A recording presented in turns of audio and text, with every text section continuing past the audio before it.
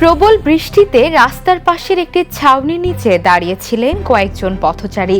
ভিজে যাওয়ার হাত থেকে বাঁচতেই সেখানে আশ্রয় নিয়েছিলেন তারা, কিন্তু কিছুক্ষণ পরই সেখানে হাজির হয় পুলিশ।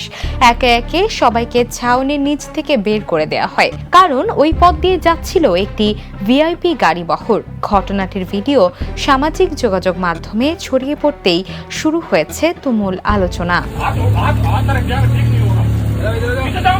ভারতের রাজস্থানের জয়পুরে ধারণ করা ভিডিওতে দেখা যায়, টানা বৃষ্টিতে রাস্তার পাশের একটি ছাউনির নিচে কয়েকজন সাধারণ মানুষ আশ্রয় নিয়েছেন। এ সময় এক পুলিশ সদস্য সেখানে গিয়ে তাদের দ্রুত সরে যেতে নির্দেশ দেন। কয়েকজনকে হাত দিয়ে সরিয়ে দিতেও দেখা যায়। পরে তারা বাধ্য হয়ে বৃষ্টির মধ্যেই ভেজা ফুটপাতে দাঁড়িয়ে পড়েন।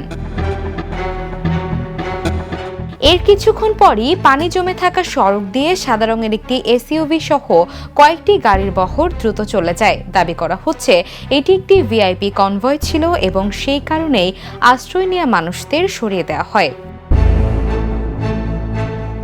ভিডিওটি প্রকাশের পর সামাজিক যোগাযোগ মাধ্যমে ব্যাপক প্রতিক্রিয়া দেখা দিয়েছে।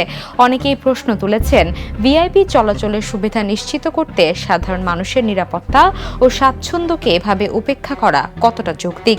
কেউ কেউ এটিকে অতিরিক্ত ভিআইপি সংস্কৃতির উদাহরণ বলেও মন্তব্য করেছেন।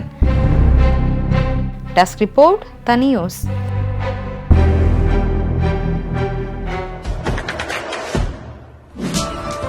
দেশে দেশে সবার সাথে দ্য নিউজ।